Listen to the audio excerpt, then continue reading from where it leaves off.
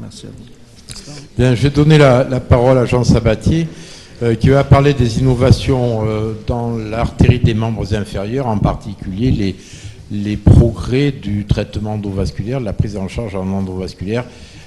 On fera quelques commentaires, mais un des commentaires, c'est que cette chirurgie vasculaire va de plus en plus se faire en ambulatoire par des techniques qui sont moins agressives.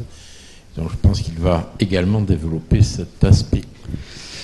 Merci Dominique, Monsieur le Président, Monsieur le Secrétaire Général. Juste en introduction, je voudrais vous dire que je vous remercie beaucoup de cette invitation à deux titres. D'abord parce que j'ai fait mes études dans cette faculté de médecine, et puis je suis avec le professeur Michel Malafosse, qui a été à l'origine de ma vocation pour la chirurgie. Après mon internat à Paris et mon clinica à la Salpêtrière chez le professeur Kieffer, je me suis installé à Rouen, mais c'est grâce à lui que je fais ce métier. Donc je voulais le remercier. Voilà. Donc je vais vous parler de l'évolution de notre métier dans le traitement de l'arthéopathie ou notamment des membres inférieurs. Par rapport aux études que vous allez voir qui ont été publiées, parce que les chiffres sont primordiaux dans ces résultats-là, la classification qu'on utilise n'est plus la classification de Lorich et Fontaine, mais la classification de Rutherford, puisqu'on va parler uniquement d'ischémie critique, c'est-à-dire de malades graves, les stades 4, 5, 6 qui représentent les douleurs de cubitus et les troubles trophiques. Alors les chirurgiens vasculaires, depuis de nombreuses années, ont utilisé la classification TASC pour poser les indications, que ce soit en traitement chirurgical ou en traitement endovasculaire, avec la description des différentes lésions, que ce soit à l'étage orthoïliaque ou à l'étage fémoro-poplité. Alors juste un petit rappel, si on prend 100 patients en ischémie critique qui se présentent dans un service de chirurgie vasculaire, 50% d'entre eux sont revascularisés, 25% traités médicalement et 25% amputés d'emblée. Si on prend les 100 patients qui ont été revascularisés ou traités médicalement et qu'on les suit à un an, il y en a 25% seulement qui sont guéris, 25% sont décédés, 30% sont amputés et 20% restent en ischémie critique. Donc on voit quand même la sévérité de cette maladie. Alors longtemps, le pontage distal, donc la chirurgie ouverte, on y revient toujours, a été le gold standard du traitement de l'ischémie critique. Bon, c'est une intervention qui se faisait de façon routinière, mais avec une morbidité élevée, confrontée parfois à des défauts de greffons veineux, et surtout l'évolution du matériel endovasculaire a fait que les chirurgiens vasculaires dans les années 90-2000 se sont intéressés au traitement de ces lésions par ces techniques. Donc l'étude Princeps qui a permis de faire une étude de non-infériorité de la chirurgie endovasculaire sur la chirurgie ouverte, c'est l'étude Basile qui a été publiée avec des premiers résultats dans le Lancet en 2005 et puis dans le JVS en 2010. Donc ça, c'est le résumé de la publication dans le Lancet en 2005 et la publication dans le JVS en 2010. C'était une étude donc randomisée avec des patients en ischémie critique, donc Rutherford 4-6. Le critère d'étude, c'était l'amputation majeure ou le décès. Autant de malades dans le groupe chirurgie que dans le groupe endovasculaire. Et on voit que l'indemnité d'amputation à 3 ans était la même dans le groupe chirurgie, 57%, que dans le groupe endovasculaire. Donc il n'y avait pas de différence significative sur les critères majeurs, que ce soit en traitement de chirurgie ouverte ou endovasculaire. On voit simplement, et on y reviendra, que les réinterventions étaient beaucoup plus fréquentes en endovasculaire et le coût des procédures moindre en endovasculaire. Donc les techniques endovasculaires se sont développées avec des anesthésies locales, souvent une morbidité très faible, des durées de séjour courtes. Le matériel a considérablement évolué ces 10 dernières années en évolution et en copiant un peu la technologie coronaire. Et on a pu traiter de plus en plus des artères de petit diamètre, ce qu'on appelle les artères BTK, c'est-à-dire bilosonies, des artères sous le genou, les lésions longues, même avec des lits d'aval médiocres parfois, qui étaient pourtant des limites de l'angioplastie, ces limites étant posées par ce dont on a discuté tout à l'heure, puisque c'est toujours la même chose en endovasculaire, l'arosténose, l'hyperplasie myointimale.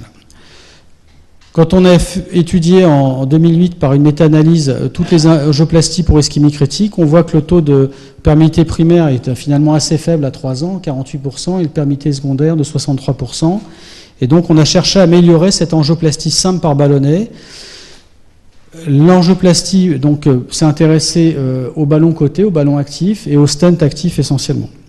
Donc rapidement, le ballon actif, c'est un ballon sur lequel on va fixer du paclitaxel, qui est un agent antiprolifératif utilisé en chimiothérapie.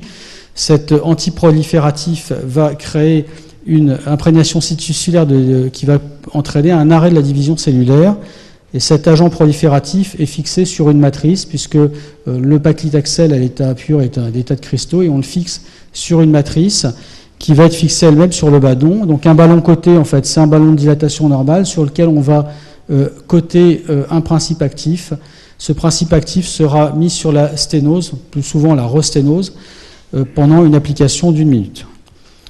Alors, l'étude qui a montré l'efficacité des ballons actifs, c'est cette étude qui a été publiée dans Circulation en 2013, donc qui est une étude randomisée angioplastie simple versus ballon actif sur des patients diabétiques, toujours des patients, voilà, donc des patients en ischémie critique, Rutherford 4-6, donc autant de patients dans les deux bras avec des lésions d'une longueur équivalente dans les deux bras. Et vous voyez que le taux de resténose était bien inférieur dans ce qu'on appelle drug eluting balloons, c'est-à-dire les ballons actifs, 27%, que des angioplasties simples, 74%, avec un taux d'occlusion du vaisseau cible bien plus faible, c'est-à-dire que le vaisseau qu'on va dilater va moins s'occlure dans les lésions traitées par ballon actif que dans les angioplasties simples, mais finalement une différence sur les amputations qui n'était pas significative.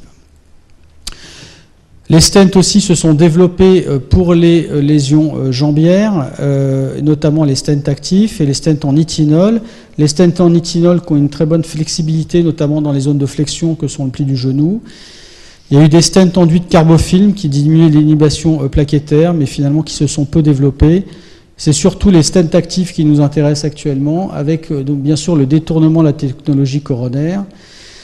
Les stents sont enduits de substances actives, soit des sirolimus, soit du plaquiclaxel.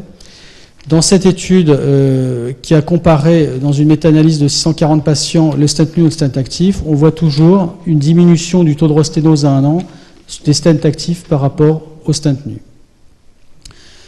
L'essai prospectif qui a été publié, c'est cet essai, le Paradise Trial, qui a comparé donc les stents actifs chez les patients en ischémie critique. Le critère majeur, c'était l'amputation.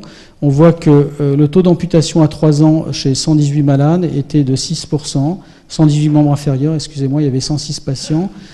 Et le taux d'indemnité d'amputation à 3 ans était 68%.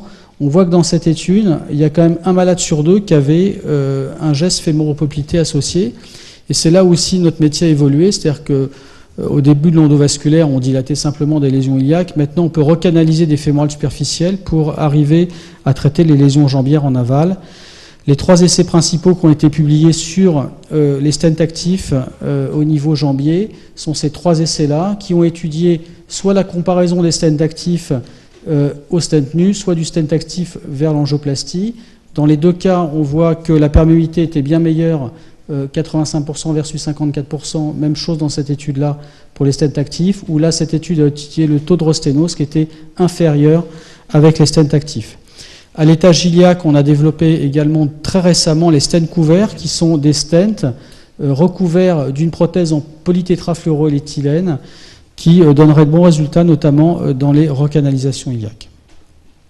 Juste une idée du coût. Voilà ce que coûtent les ballons, un ballon simple, un ballon actif, un stent actif, le coût des séjours. Vous voyez que dans un établissement privé comme le nôtre de 500 lits, où on a quand même une grosse activité de chirurgie artérielle, quand on met un stent actif au malade, bon, le stent est remboursé, mais si on utilise un ballon actif qui n'est pas remboursé, sur un séjour de 1 700 €, l'établissement n'est pas gagnant.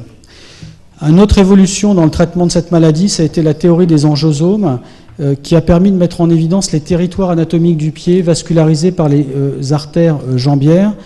En fait, chaque artère jambière vascularise un territoire anatomique bien particulier, et ce territoire doit être favorisé dans leur vascularisation pour faire cicatriser les troubles trophiques.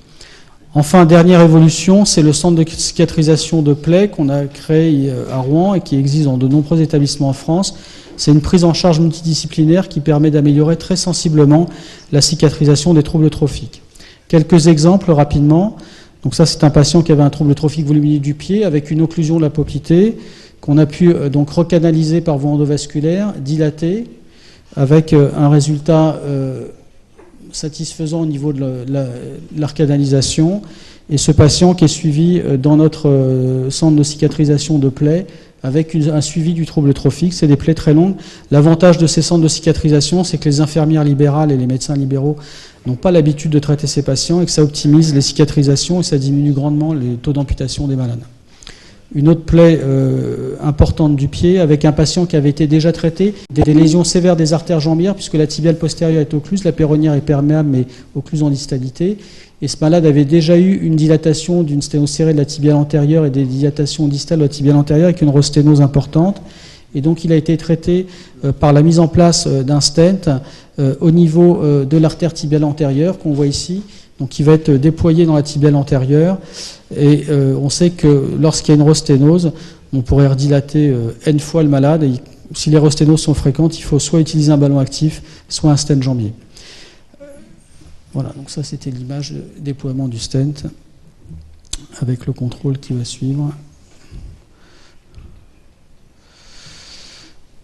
Donc voilà, les traitements permettent d'améliorer la perfusion distale et donc de suivre l'évolution des plaies, toujours pareil, pour suivre la cicatrisation. Un autre patient qui avait une plaie importante du pied, avec donc une occlusion de l'origine de la péronnière qui était le seul axe de jambe qui allait au pied, les deux autres axes étant occlus, et un traitement par un ballon de cette lésion.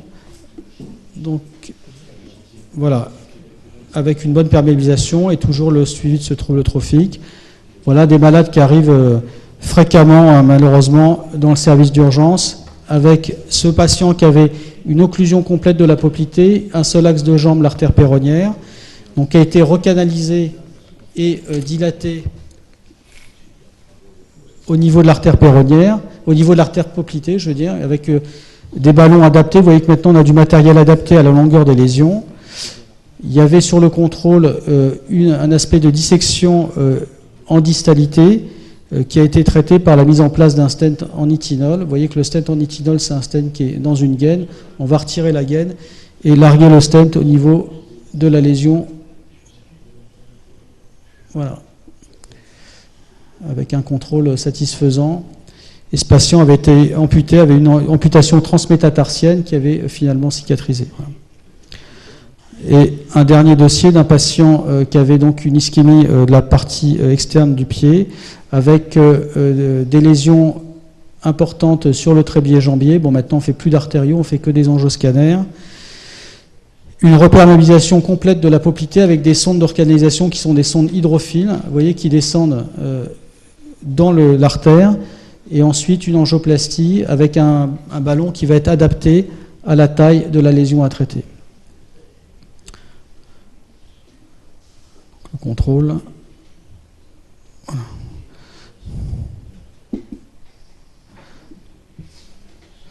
Voilà, avec une bonne artère jambière en aval, qui reste grêle quand même. Alors, l'autre technique qui a évolué, une autre innovation dans le traitement, c'est ce qu'on appelle les revascularisations par voie rétrograde. C'est-à-dire que maintenant, on peut faire des ponctions des artères tibiales postérieures et pédieuses pour revasculariser et recanaliser les artères jambières. Donc, on a à notre disposition des micro-introducteurs qu'on va mettre dans l'artère pédieuse et on va pouvoir ainsi recanaliser les artères jambières.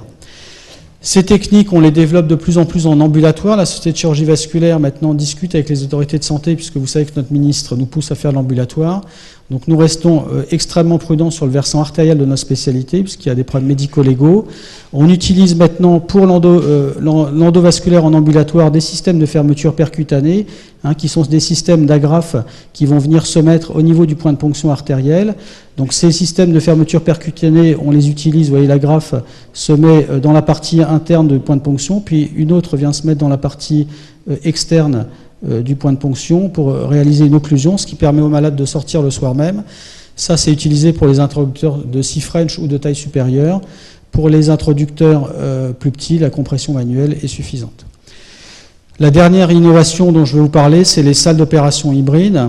On a importé, bon, vous avez vu que notre métier a quand même beaucoup changé, on se demande parfois si on est toujours chirurgien, je le disais tout à l'heure, et on a importé en salle d'opération de la technologie radiologique, c'est ce qu'on appelle les salles d'opération hybrides, dans lesquelles on peut faire dans un environnement ISO 5, donc chirurgical, avec flux laminaire, des interventions, notamment tout ce qui est endoprothèse aortique, mais tout ce qui est endovasculaire périphérique, avec une technologie radiologique. Donc c'est un investissement par exemple, que nous venons de faire à Rouen, qui coûte quand même 1 million d'euros.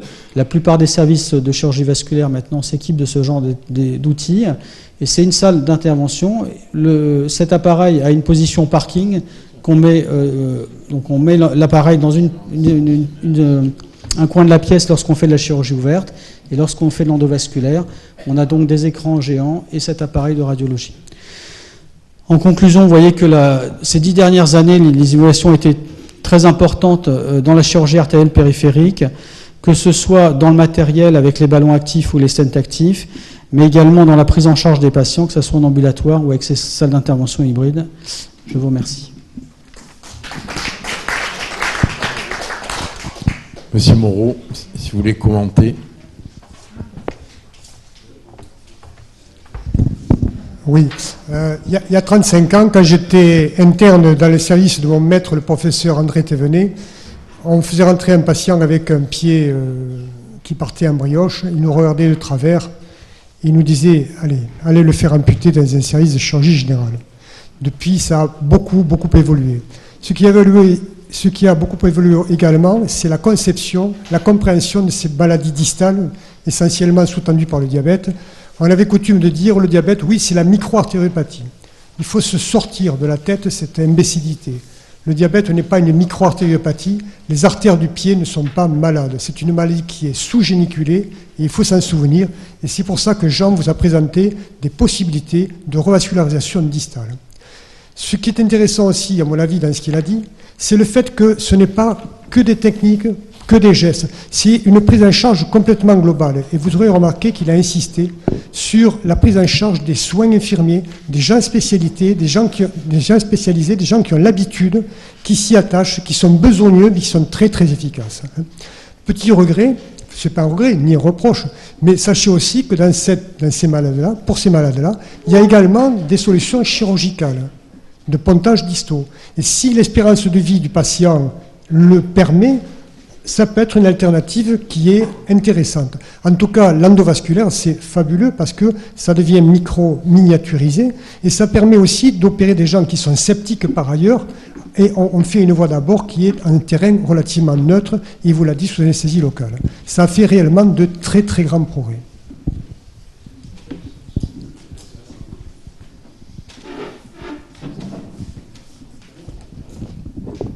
Des questions, des commentaires?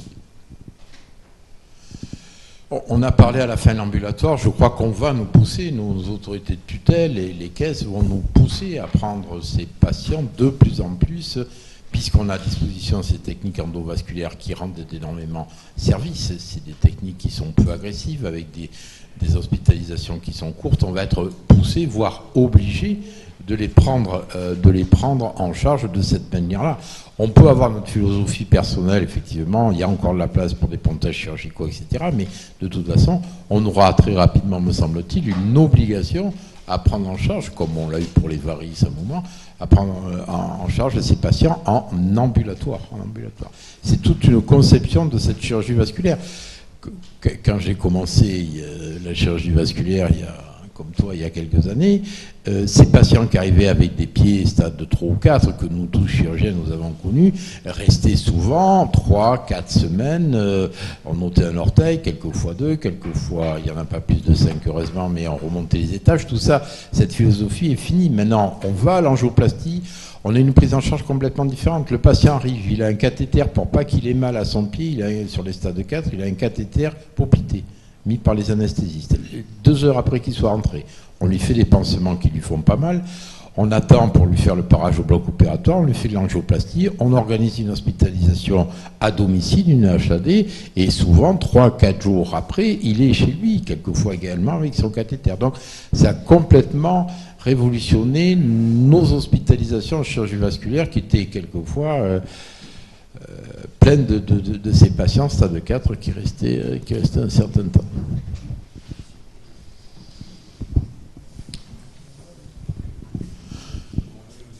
Pas de commentaires, plus de commentaires. Bon, mais je tenais au nom de tous les chirurgiens vasculaires et de notre société savante de chirurgie vasculaire à remercier l'ensemble de l'Académie de nous avoir accueillis, comme il le fait régulièrement. C'est un honneur. Et je voulais saluer notre maître, M. Barré, que j'avais eu le plaisir de voir depuis longtemps, qui est venu à cette séance de vasculaire. Merci à tous et à une prochaine fois. Il me reste au nom de l'Académie de chirurgie à vous remercier pour cette très belle après-midi. Les prestations sont remarquables et on a beaucoup appris. On a été très séduits par ce que vous nous avez montré les uns et les autres et nous vous remercions chaleureusement.